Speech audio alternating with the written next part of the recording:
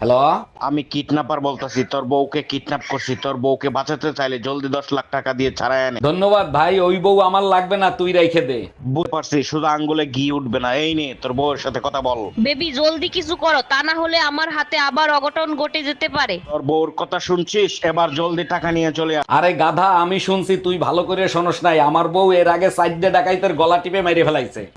ও ভাই, তোর টাকা দেওয়া লাগবে না, তুই জলদি তোর বউ নিয়ে চলে যা। আরে ছাগল, আজ পর্যন্ত শুনছিস কেউ টাকা দিয়ে বউ আনে? বউ যদি দিতে চাস সাথে 20 লাখ টাকা দিতে হবে, তা নাহলে ওই বউ তোর কাছে রাইখে দে। আচ্ছা, গরমের ভিতরে কি করলে শান্তি এবং আরাম পাওয়া যায়? লেবুর শরবত, বেলের শরবত আর আইসক্রিমে অনেক শান্তি পাওয়া যায়। হ্যাঁ, শরীর ঠান্ডা থাকে।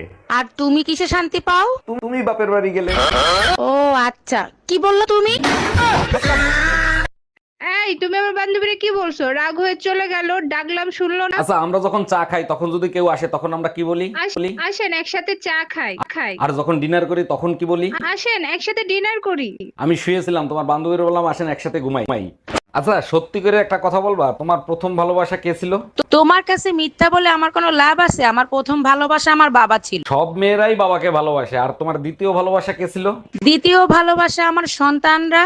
আরে বাবা আর সন্তানের মাঝখানে যে ভালোবাসাটা ছিল সেটা কে ছিল? ওটা ভালোবাসা ছিল না, ওটা আমার জন্য দুর্ঘটনা ছিল। আচ্ছা ভাবি, নিচে 8-10টা ছেলে মেয়ে দুষ্টুমি করতেছে, ওইগুলো কি সব আপনার ছেলে মেয়ে? অরুণ ভাই, সবগুলো আমার ছেলে মেয়ে। কেন, আপনার সাথে কোনো বেয়াদবি করছে নাকি? না ভাবি, বিয়াদবি করে নাই। আপনি এই জামানায় 8-10টা ছেলে মেয়ে নিলেন, ভাইরে কিছু বলতে পারলেন না? অরুণ ভাই, আপনার ভাইকে অনেকবার বলছি, কিন্তু সে তো কানে শুনে না, জন্মগত বয়রা।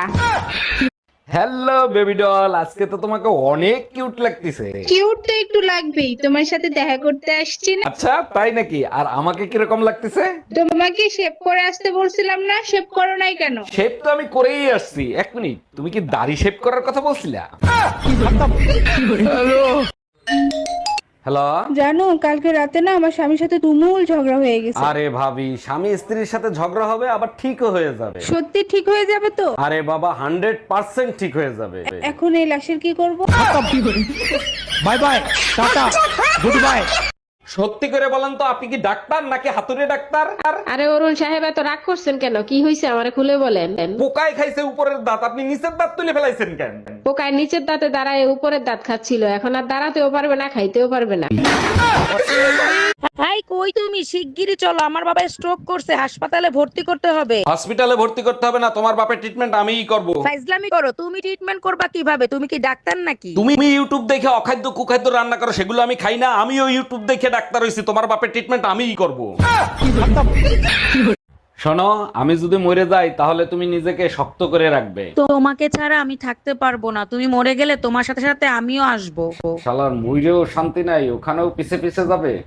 এই তুমি কি চিন্তা করতেছো? আমি তোমাকে কত ভালোবাসি সেইটা।